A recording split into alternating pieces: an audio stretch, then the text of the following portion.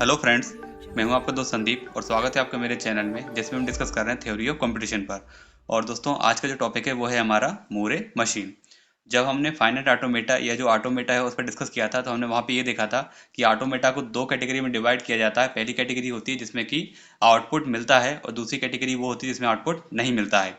तो अभी तक हमने जो टाइप देखे हैं, जैसे कि हमने डिटर्मिनिस्टिक फाइनाइट ऑटोमेटा देखा है, एप्सिलॉन फाइनाइट ऑटोमेटा देखा है, ये सब क्या होते हैं जिसमें आउटपुट हमको नहीं मिलता है। अब हम जिस टॉपिक पर डिस्कस करने वाले हैं ये फाइनाइट ऑटोमेटा उस टाइप के होते हैं जिसमें कि हमको आउटपुट मिलता है।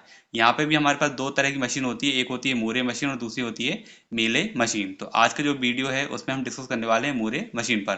तो दोस्तों, आप वीडियो क्लास से जरूर बने रहिएगा क्योंकि हम इसमें सारा कुछ यहाँ पे कंसेप्ट को क्लियर करने वाले हैं। और यदि आपने अभी तक हमारे चैनल को सब्सक्राइब नहीं किया है तो जल्दी से चैनल को सब्सक्राइब करें, बेल आइकन को प्रेस करें जिससे कि आपको लेटेस्ट वीडियो की नोटिफिकेशन प्राप्त हो सके।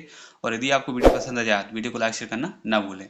चलिए शुरू करते हैं आज का वीडियो। तो सबसे पहले देखते हैं इसकी डेफिनेशन। तो यहाँ पे जैसे आप डेफिनेशन देख रहे हैं, a Moore machine is a 6 tuple. अभी तक जो हम डीएफए देखते आए थे उसमें कितने होते थे, 5 टपल होते थे, लेकिन यहाँ पे कितने हैं, 6 टपल है। क्यू, सिग्मा, डेल्टा, डेल्टा, तो इसको हम कैपिटल डेल्टा बोल सकते हैं यहाँ पे, फिर लैम्डा और क्यू जीरो। तो यहाँ पे जो क्यू होता है, क्यू का मीनिंग क्या होता है, फाइनाइट सेट ऑफ स्टेट, ये हमारे पास पहले भी हमने पढ़ा हुआ है।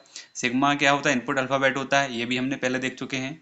डेल क्या होता है, हमारा ट्रांजिशन फंक्शन होता है, ठीक है। और क्यू जीरो क्या है, यहाँ पे इनिशियल स्टेट है।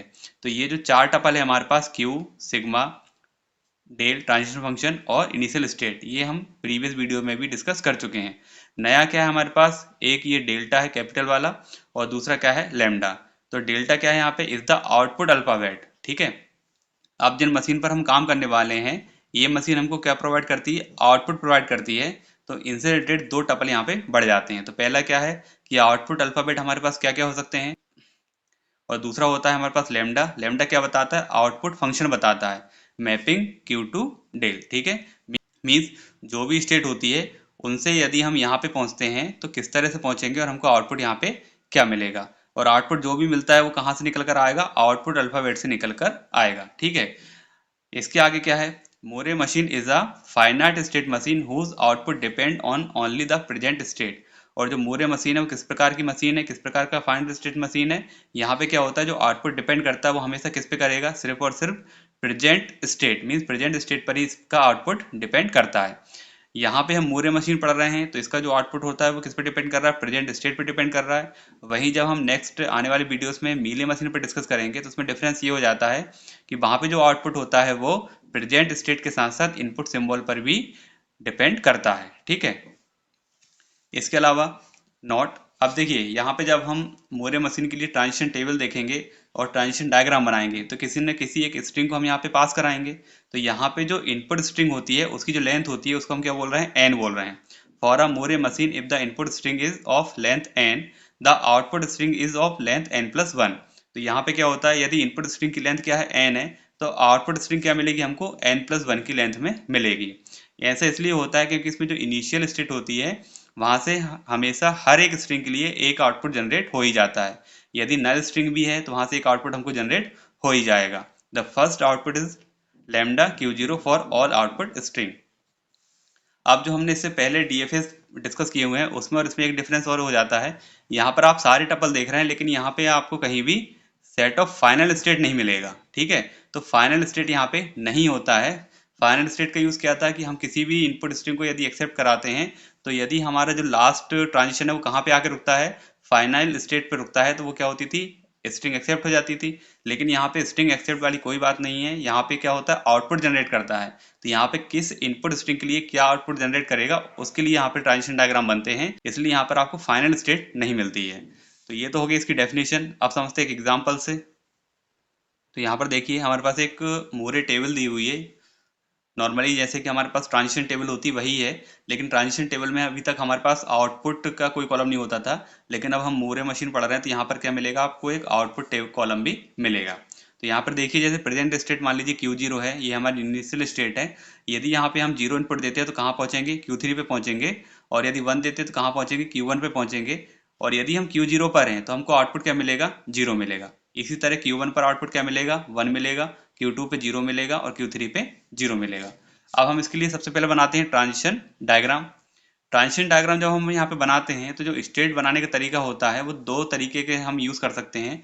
जैसे मान लीजिए, मैं यहाँ पे बता देता हूँ। मान लीजिए हमारे पास स्टेट है Q0 और Q0 पे आउटपुट क्या है, 0 है। तो एक तरीका ये है कि आप यहाँ पे ऑब्लिक करके 0 लिख दें, ठीक है। दूसरा तरीका ये होता है कि आपने स्टेट बना दी है Q0 और इसके नीचे भी आप यहाँ पे आउटपुट बता सकते हैं। तो जैसा भी आपको कन्वीनियंट लगे, जैसा आपको ठीक लगे, वैसा आप सिंबल यहाँ पे यूज़ कर सकते हो। मैं यहाँ पे कुछ इस तरह का यूज़ करूँगा जिससे कि कन्फ्यूज़न ना हो कि यहाँ पे ये आउटपुट है या इनपुट सिंबल है, ठीक है। तो आउटपुट हम कहाँ बताएंगे, जस्ट इसके नीचे ऑब्लिक करके हम यहाँ पे बता देते हैं। तो अब हम बनाते हैं इसके लिए ट्रांजिशन डायग्राम। सबसे पहले बनेगा इनिशियल स्टेट, क्या दिया हुआ है Q0 और Q0 पे आउटपुट क्या है, 0। तो मैं यहाँ पे कुछ इस तरह लिख लेता हूँ, ओके। फिर इसके बाद कौन सी स्टेट है, Q1। तो मैंने Q1 यहाँ बना लिया और Q1 पे आउटपुट क्या है, 1। फिर क्या है Q2, Q2 पे आउटपुट है 0 और लास्ट क्या है Q3, Q3 पे भी आउटपुट क्या है, 0। ओके, अब देखते हैं ट्रांजिशन। ट्रांजिशन नॉर्मली जैसा अभी तक हम देखते हुए आए हैं, Q0 पे यदि 0 देते हैं तो कहाँ पहुँचेंगे, Q3 पर। तो यहाँ पे 0 देने के बाद हम Q3 पर आ गए। Q0 पे 1 देने के बाद Q1 पे पहुँच जाएंगे, यहाँ पर आ गए। Q1 पे 0 देते हैं तो Q1 ही है, सेल्फ लूप है। Q1 पे 1 देने के बाद Q2 पे है, Q2 पे 0 देते हैं तो Q2 पे ही रहेंगे। Q2 पे 1 देकर Q3 पे चले जाएंगे। Q3 पे 0 देते हैं तो Q3 पे ही है, सेल्फ लूप है यहाँ पे। और Q3 पे 1 देते हैं तो Q0 पे चले जाएंगे, ओके। तो ये है हमारे पास ट्रांजिशन डायग्राम। अब यहाँ पे आउटपुट किस तरह से जनरेट होता है वो हम एग्जांपल के द्वारा समझते हैं। मान लीजिए हमारे पास कोई इनपुट स्ट्रिंग दी हुई है, इनपुट स्ट्रिंग हमारे पास दी हुई है 0 1 1 1। अब इसके लिए क्या आउटपुट निकलेगा वो हमको देखना है। आउटपुट स्ट्रिंग यहाँ पे क्या मिलेगी, ठीक है।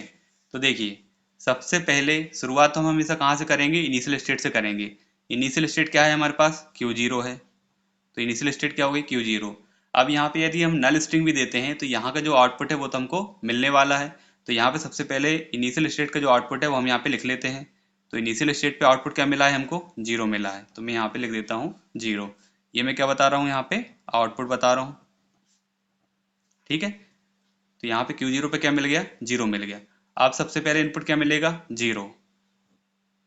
Q0 पे यदि हम 0 देते हैं, Q0 पे 0 देते हैं तो कहाँ पहुँचेंगे, Q3 पे पहुँचेंगे। तो हम आ गए Q3 पे। Q3 पे यदि हम आउटपुट देते हैं, Q3 पे आउटपुट मिलता है तो क्या मिलेगा, 0 मिलेगा, ठीक है। Q3 पे इसके बाद क्या इनपुट है हमारे पास, 0 हमने क्रॉस कर दिया है। इसके बाद क्या मिलेगा, 1 मिलेगा। तो 1 पे आ गए। Q3 पे यदि हम 1 देते हैं, Q3 पे 1 देते हैं तो कहाँ पहुँचेंगे, Q0 पे। और Q0 पे आउटपुट क्या है, 0 है, ठीक। फिर नेक्स्ट क्या है, 1 फिर से। तो यहाँ पे 1 दे दिया। Q0 पे 1 देते हैं तो कहाँ पहुँचेंगे, Q1 पे। और Q1 पे आउटपुट क्या है, 1 है। इसके बाद देखिए 0 1 1 0 1 1 इतना हो गया है। अब बचा है लास्ट 1। तो लास्ट 1 देते हैं। Q1 पे यदि 1 दिया, Q1 पे 1 दिया तो कहाँ आ गए, Q2 पे आ गए। और Q2 पे आउटपुट क्या है, 0 है, ठीक है। तो सारी इनपुट हम स्ट्रिंग हमारी खत्म हो गई है और आउटपुट क्या जनरेट हुआ है, 0 0 0 1 0। तो जो हमारी आउटपुट स्ट्रिंग आई है,